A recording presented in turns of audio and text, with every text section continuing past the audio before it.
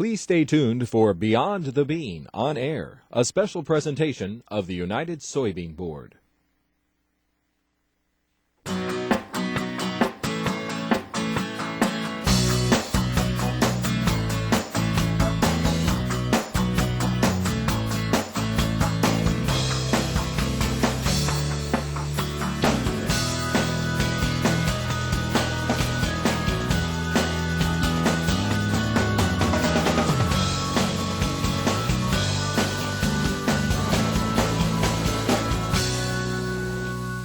Welcome to this edition of Beyond the Bean on Air, the only TV program devoted entirely to soybean farming and U.S. soybean farmers. I'm your host, Al Pell, and over the next 30 minutes, we'll pack in a discussion and outlook for soy. We'll take a look at how involved U.S. soybean farmers are in oversight of the soybean checkoff. We'll examine how demand for U.S. soy is changing, and a lot more. But first, nearly 2 years ago, U.S. soybean farmers helped lead an industry-wide effort to create a vision of how they wanted to grow by the year 2020.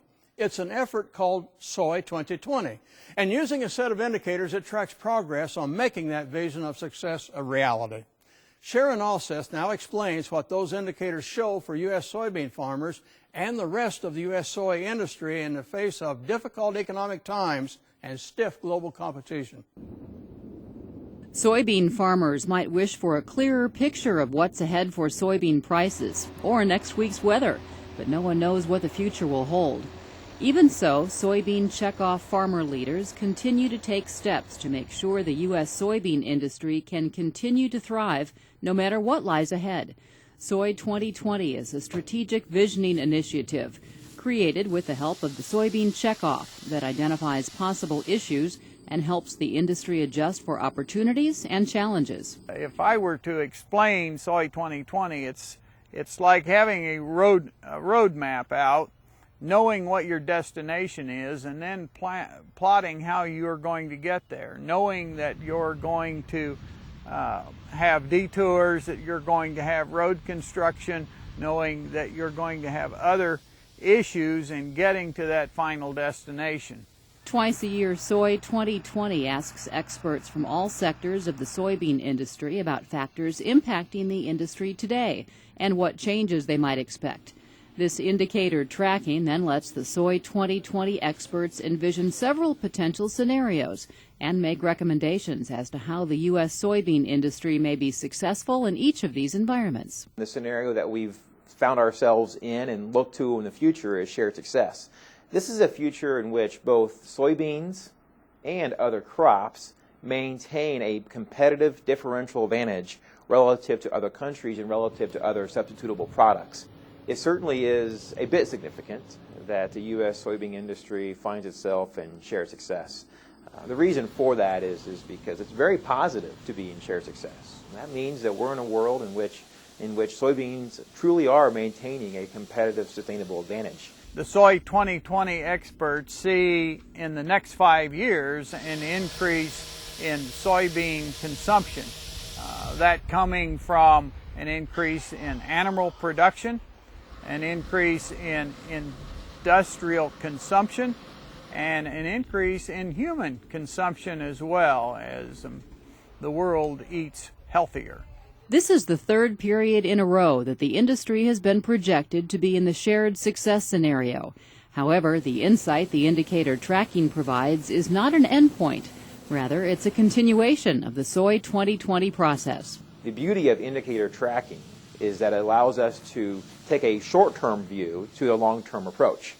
Being able to track indicators and being able to have a much more focused approach to the things that are really important in the soybean industry and having some analysis and metrics around those allows us to do a better job of being able to adjust short-term, when I say short-term, 3 to 5 year strategy for the soybean industry.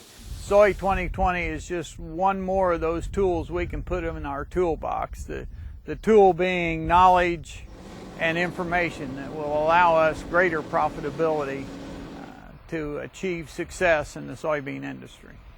Soy 2020 will continue to work to help U.S. soybean farmers get a clear view of the future in order to remain the global soy market leader for years to come.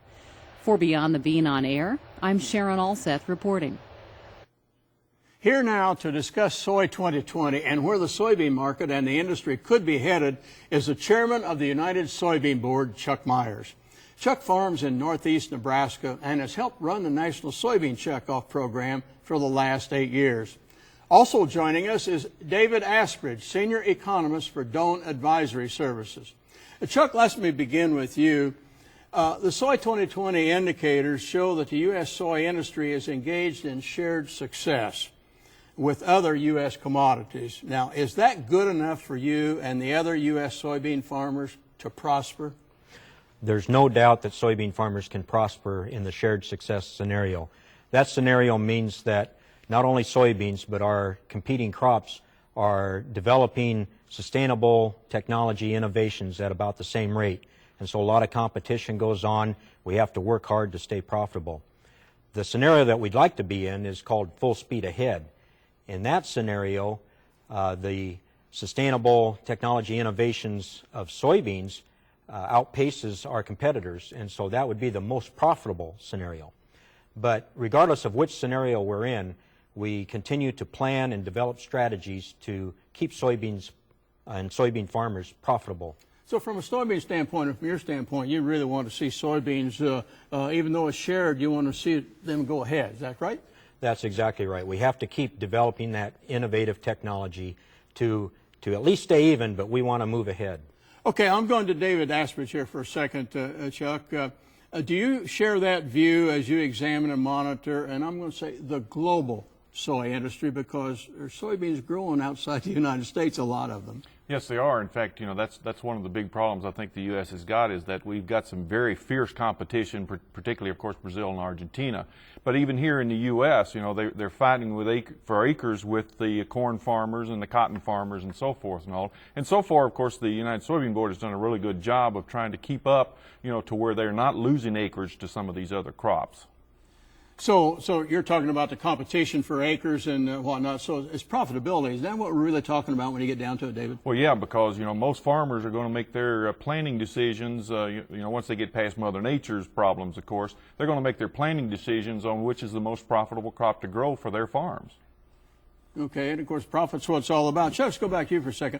What can the soybean checkoff do to influence the progress of the U.S. soybean farmers and the rest of the soy industry?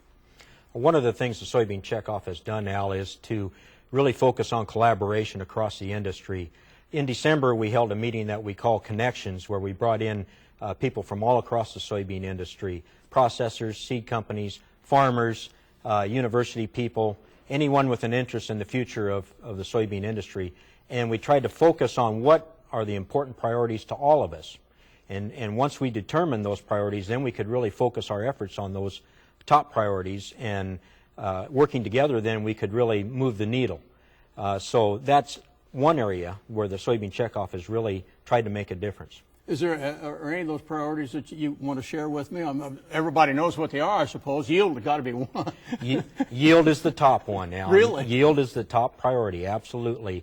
Of course, that's number one with farmers, and so we can't ignore that.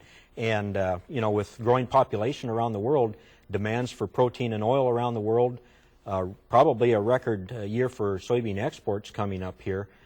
We have to really focus on being able to produce enough to meet the demands.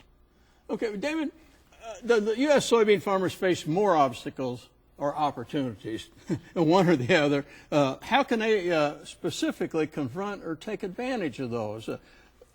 Somebody told me once that a problem was an unsolved opportunity.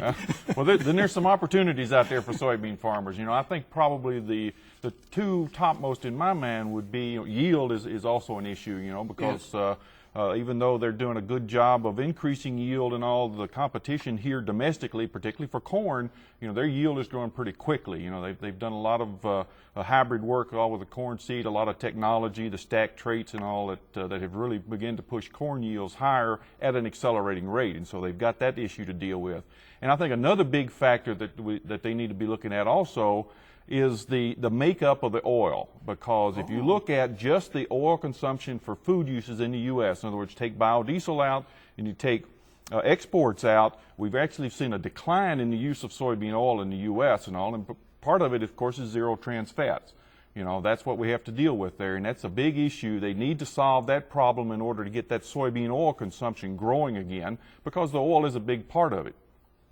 Okay, so really we're talking about meal and we're talking about oil basically, but even though all these other uses are coming in from the outsides, right, but they really don't use the majority of soybeans. Is that it? Well, oh yeah, I mean it's by far, you know, food uses of soybean oil here domestically are by far the biggest use of soybean oil, and so that's something that they really need to be focusing on a little bit more. And I know they're doing some work in that now. You know, they've changed a lot of traits in soybean oil, and they're working in that direction. But that is one of the obstacles they're going to have to do a little bit better job with. Chuck Myers, you served as leader of the soybean checkoff for the last 6 months, and you recently got your own bean crop in the ground.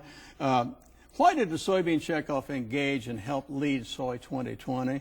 And what can U.S. soybean farmers expect from checkoff during the rest of your term, maybe even further beyond?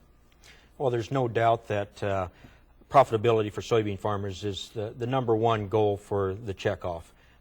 We want to be able to invest checkoff funds to the benefit of soybean farmers. So that was probably the main reason that the soybean checkoff wanted to get involved with Soy 2020, to try to envision those future scenarios so that we could be ready for them, keep the soybean industry competitive in the future.